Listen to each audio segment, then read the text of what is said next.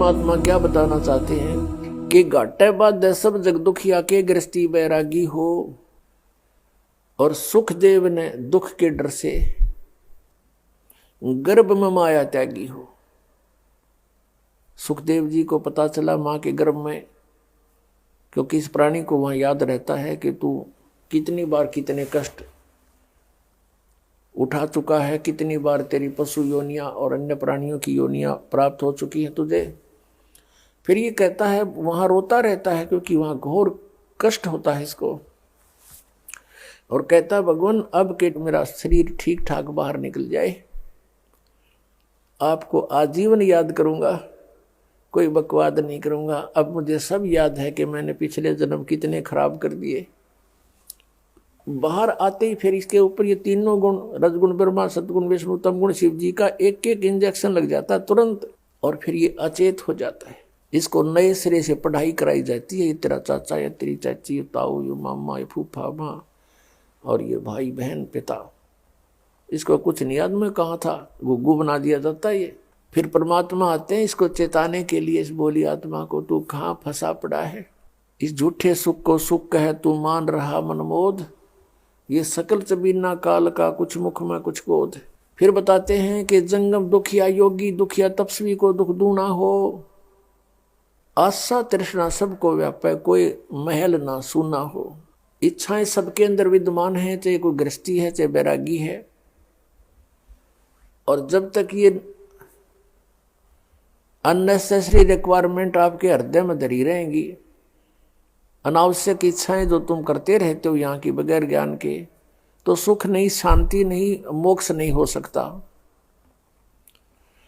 फिर बताया है कि साच कहूं तो जग नहीं माने, और झूठ कही ना जाई हो, ये ब्रह्मा विष्णु शिव जी दुखिया जिन ये राह चलाई हो।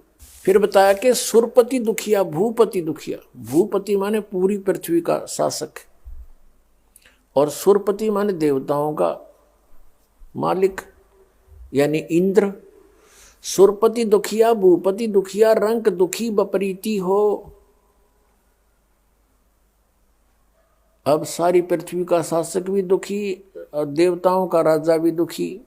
फिर स्वर्ग में सुख कितना हो गया, कहां से हो गया। फिर क्या इसका निष्कर्ष निकाल रहे हैं परमात्मा कि कहे कबीर और सब दुखिया, एक संत सुखी मन जीती हो।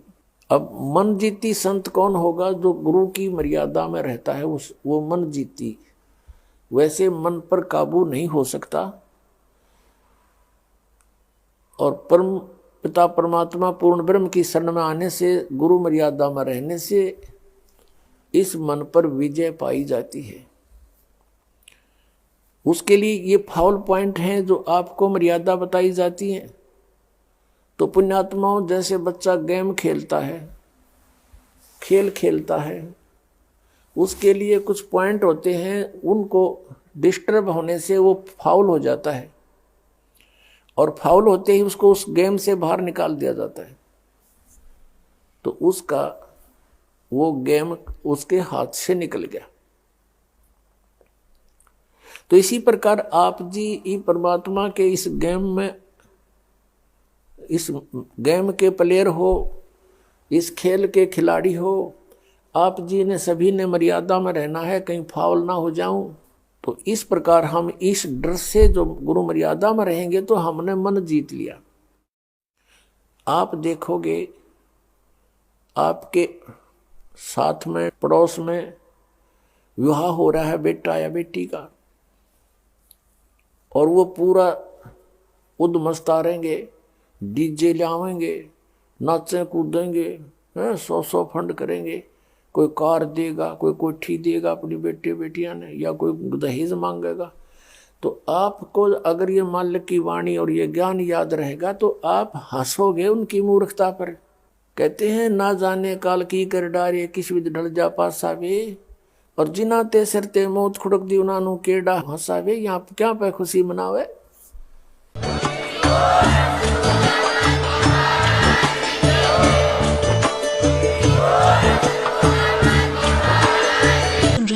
जगत गुरु तत्वदर्शी संत रामपाल जी महाराज जी के मंगल प्रवचन। अधिक जानकारी के लिए विजिट कीजिए हमारी वेबसाइट www.jagatgururampalji.org। संत रामपाल जी महाराज जी के शुभ आशीर्वाद से पूरे विश्व भर में 500 से भी ज्यादा नाम दीक्षा केंद्र हैं, जिन पर संत रामपाल जी महाराज जी द्वारा ऑनलाइन निशुल्क नाम दीक्षा दी जा रही है। अपने नजदीकी नाम दीक्षा केंद्र का पता करने के लिए संपर्क करें 8222880541।